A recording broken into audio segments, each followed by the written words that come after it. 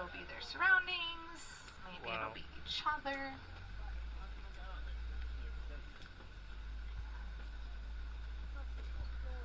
So over towards your right-hand side, I'm going to try to stop actually a little further up where you guys can get a better view because it's kind of blocked by this tree. That animal up in the far right is an okapi. Okapis are very shy. They're actually so shy that all the way up until 1901, Europeans believed that they were mythical creatures. They didn't actually even think they were real. They heard stories about them, but they were like, no, there's no way this is possible. They just never saw them out and about. Okapis have kind of an unexpected relative, which is the giraffe, not the zebra. Just like a giraffe, they have a prehensile tongue, which I don't know if you got a little glimpse of that tongue. They're pretty big. They're almost a foot long. A lot of animals will usually come near the watering hole to get something to drink, so this is a really good gathering place. So let's see, let's just kind of make our way along here and see if anything is up in the area. Where? Oh, wait, I missed it. Look to your left, and he's gone. Alright, so there was a black rhinoceros. You can just barely see him running around back there. I will tell you now, rhinos love the rain. Oh yeah. He's just having a good old time back there. Oh yeah. We might not see any other black rhinos out in this territory because black rhinos are kind of territorial, so much so that you don't find them in groups. You usually find them by themselves. If you see two black rhinos, it's usually going to be a mother and her baby.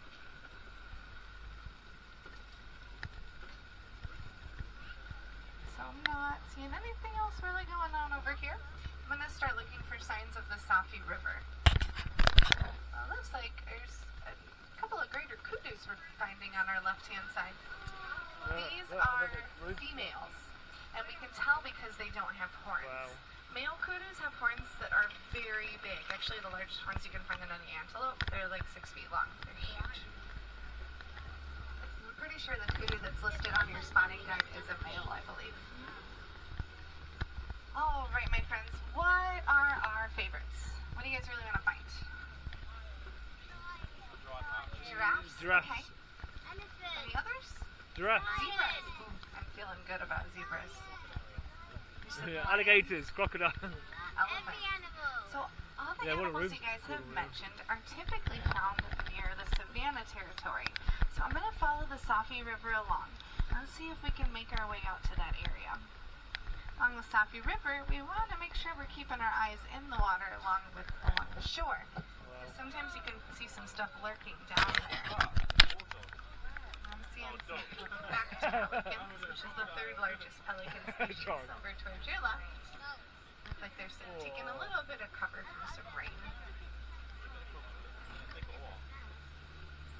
A lot of water territories, rivers, lakes, oceans, they're really good places for animals to gather to get something to drink, because all animals need water to survive. So something we can do to help out is just using ocean-friendly chemicals. Recycling, of course, you want to make sure you're tossing your trash out correctly so it doesn't end up in the waterways either. On your left, I think I'm going to take this bridge really slowly because there's a lot of crocodiles down below. The Nile crocodile, which is what this species is, can get about 20 feet long. They can weigh more than 500 pounds, and their body strength is powerful enough to take down animals that are twice their size. They will usually go in the water when it's either hot or cold. If they're hot, they look for a cool current, and then vice versa. If they're cold, they're going to look for a warm current. They also will cool down by opening up their mouth really wide. It's kind of like when a dog is panting. It's a pretty similar concept. Crocodiles are ectothermic, so that outside temperature means that has something to do with their own body temperature.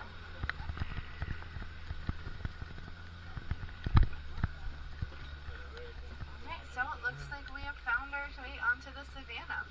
The savanna is very different from where we've been so far. You can see some tall grass, very different types of trees, like this one on our right, for example, it's a baobab, and those don't really grow in forest territories. They can survive on really dry terrains.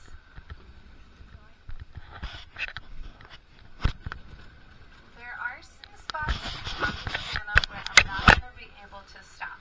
So I'm going to give you that heads up right now just so that you can be prepared. I do apologize, but it's per the warden. The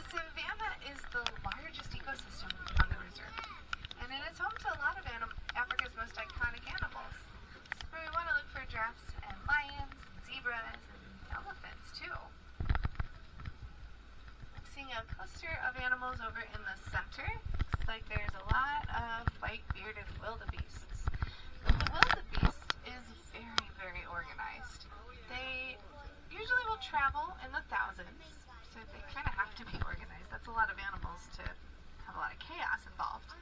You'll see most of them are kind of grouped together, but there's a few that keep their distance a little further apart from the herd. Those ones are the lookouts. Wildebeest will also stand facing the same direction, so when we get up closer you'll get a better view.